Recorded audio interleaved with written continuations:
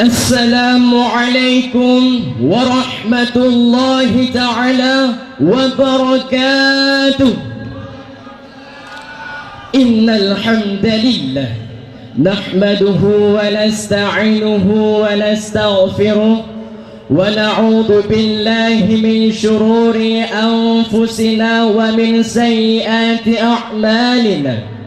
من يهد الله فلا مضل له ومن يضلل فلا هادي له. أشهد أن لا إله إلا الله وأشهد أن محمدا عبده ورسوله. اللهم صل وسلم على سيدنا محمد وعلى آله وأصحابه ومن تبعهم بإحسان إلى يوم الدين. فقال الله تعالى في القرآن الكريم: أعوذ بالله من الشيطان الرجيم. بسم الله الرحمن الرحيم. وليخشى الذين لو تركوا من خلفهم ذرية ضعافا خافوا عليهم فليتقوا الله وليقولوا قولا سديدا.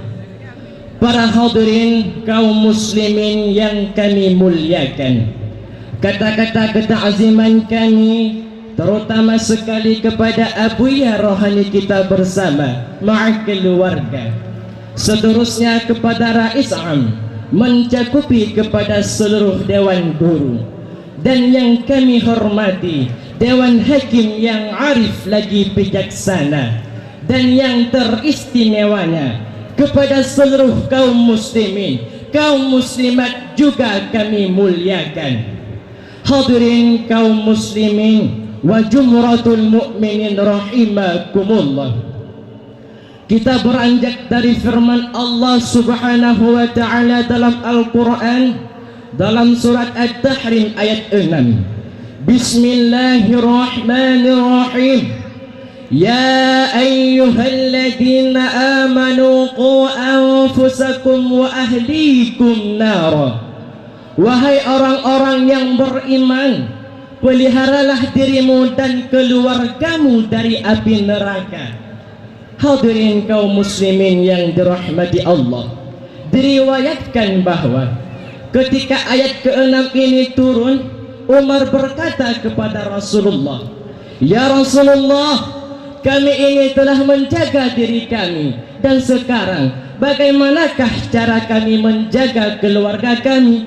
Maka Rasulullah sallallahu alaihi wasallam pun menjawab, "Perintahkanlah mereka dengan apa yang telah diperintahkan Allah kepadamu untuk mengerjakannya, dan laranglah mereka dengan apa yang telah dilarangkan Allah kepadamu untuk mengerjakannya." Itu kata Nabi. Maka oleh karena demikian, ayat di atas tadi dapat kita jadikan sebagai landasan filosofis untuk keluarga, untuk mendidik dan menjaga moral generasi bangsa kita ini. Karena kenapa? Dikarenakan generasi-generasi bangsa kita ini merupakan tongkat estafet sebagai penentu akan bagaimanakah negara yang tercinta ini 10 tahun sampai 20 tahun yang akan datang nanti.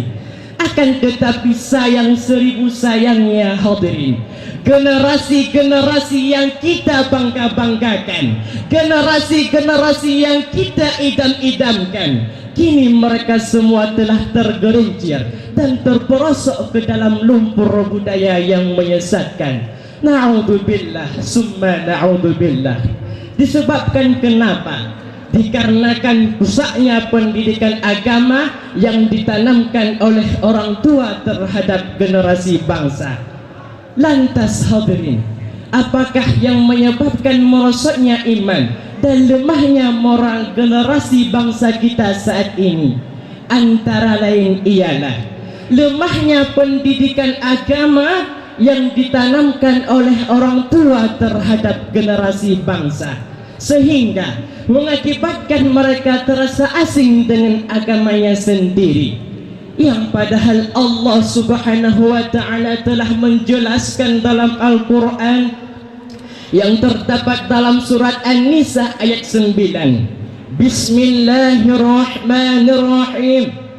وَلْيَخْشَى الَّذِينَ لَوْ تَرَكُوا مِنْ خَلْفِهِمْ ذُرِّيَّةً ضِعَافًا خَافُوا عَلَيْهِمْ فَلْيَتَّقُوا اللَّهَ وَلْيَقُولُوا قَوْلًا سَدِيدًا.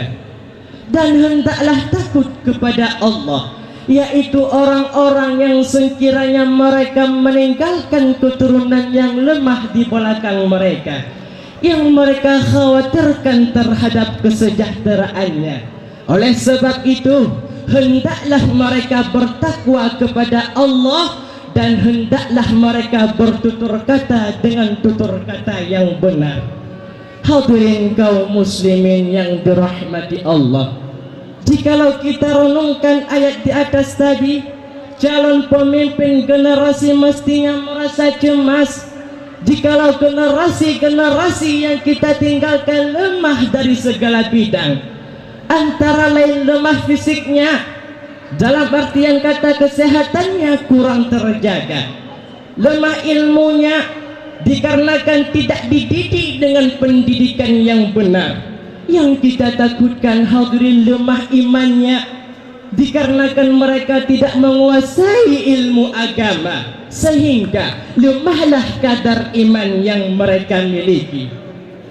Hadirin kaum muslimin yang dirahmati Allah, sehingga karena sebab inilah mengakibatkan generasi-generasi yang kita miliki menjadi generasi yang terpuruk.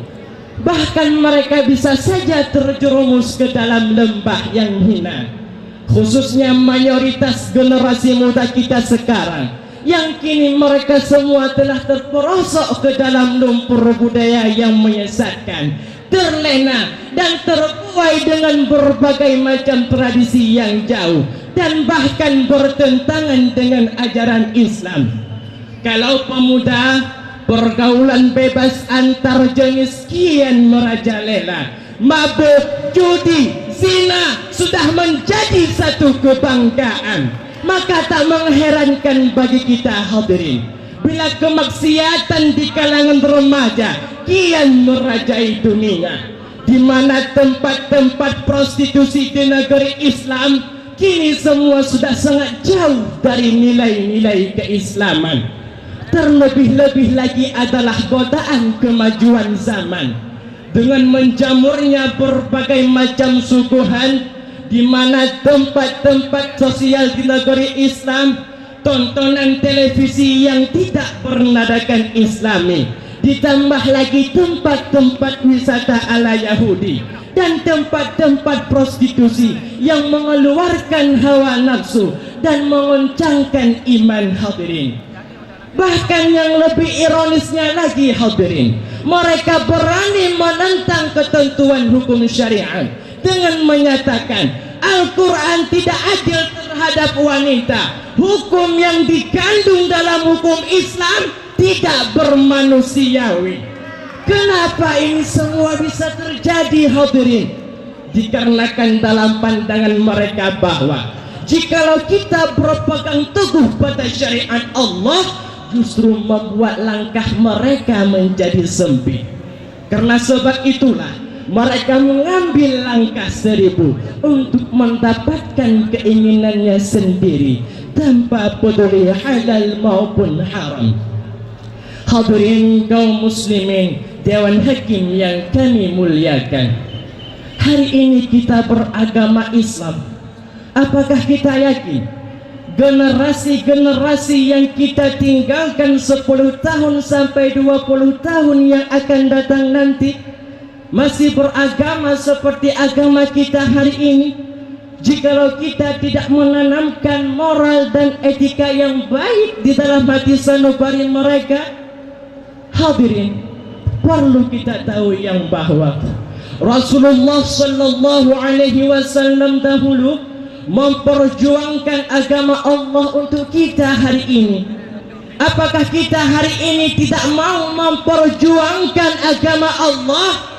Apakah kita hari ini tidak mau melanjutkan perjuangan Rasulullah? Coba jawab hadirin, mau atau tidak? Alhamdulillah. Akan tetapi yang kita sayangkan hadirin, jikalau kita tidak mau, maka apakah yang akan terjadi terhadap agama dan bangsa? Agama yang hari ini bersatu, agama yang di Nanggro Aceh Darussalam hari ini mayoritasnya agama Islam, akan digantikan dengan agama Kristen, laknatillah. Hadirin, sekarang saya ingin bertanya, apakah kita mau negara yang hari ini bersatu akan dipecah belahkan oleh orang-orang Kristen? Agama yang di Nanggro Aceh Darussalam hari ini mayoritasnya agama Islam akan digantikan dengan agama Kristen, laknatillah. Apakah kita mau? Jawabannya tentu tidak. Maka oleh karena itu, jikalau kita tidak mau, maka apakah solusi yang tepat untuk menyelamatkan moral generasi bangsa kita? Yang pertama, dengan cara menanamkan moral dan etika yang baik di dalam hati sanubari mereka. Yang kedua, dengan cara mengajarkan mereka dengan pengajaran yang baik, dikarenakan dengan pengajaran yang baik tersebutlah moral mereka menjadi kokoh. Yang ketiga, dengan cara mengantarkan mereka ke tempat pendidikan agama, dikarenakan pada tempat tersebutlah moral mereka akan dibimbing kepada arah yang lebih baik. Nah hadirin, tugas kita hari ini khususnya para santri-santri adalah, marilah sama-sama kita angkat kembali moral generasi bangsa ke permukaan, supaya generasi-generasi kita ke depannya menjadi generasi yang mau memperjuangkan agama Allah dan mau melanjutkan perjuangan Rasulullah sallallahu alaihi wasallam. Para hadirin kaum muslimin, Dewan Hakim yang kami muliakan, kon salah cangguk di grup dalam nang, tapi salah rangkang bubung diri. Kon salah anu hanjikem sembahyang, tapi salah mangonnya wate boroje. Betul hadirin? Hadirin kaum muslimin yang dirahmati Allah, pada kesempatan yang sangat mulia ini, sekali lagi Al-Fakir ingin mengajak kepada seluruh kaum muslimin, marilah sama-sama kita didik anak-anak kita ini, supaya anak-anak kita nanti menjadi generasi yang kuat dari segala bidang, bukan generasi-generasi yang meruntuhkan martabat agama kita ini, bukan generasi-generasi yang memisahkan agama Islam menjadi agama Kristen di permukaan bumi Aceh ini. Maka oleh karena itu, marilah sama-sama kita didik anak-anak kita ini, amin, supaya anak-anak kita ke depannya menjadi anak-anak yang mau melanjutkan perjuangan Rasulullah sallallahu alaihi wasallam. Anak dayah pakai peci, anak kuliah pakai dasi, anak dayah pandai berdai, anak kuliah pandai bernyanyi. Para hadirin kaum muslimin yang dirahmati Allah, hanya sekian dan demikian yang dapat Al-Fakir sampaikan.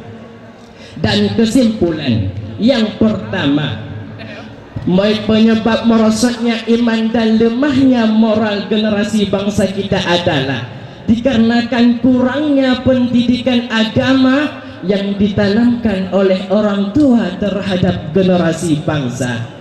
Yang kedua, akibat yang akan terjadi apabila merosotnya iman dan lemahnya moral generasi bangsa kita ialah mereka akan menjadi generasi-generasi yang tidak bagi agama dan bangsa, yang terpuruk bagi agama dan bangsa. Yang ketiga, solusi yang tepat untuk menyelamatkan moral generasi bangsa kita ialah dengan cara mengantarkan mereka ke tempat pendidikan agama, dikarenakan pada tempat tersebutlah mereka akan dibimbing kepada arah yang lebih baik. Hadirin kaum muslimin yang dirahmati Allah, hanya sekian dan demikian yang dapat Al-Fakir sampaikan. Mohon maaf atas segala kekurangan. Hadanallah wa iyyakum ajma'in. Assalamualaikum warahmatullahi ta'ala wabarakatuh.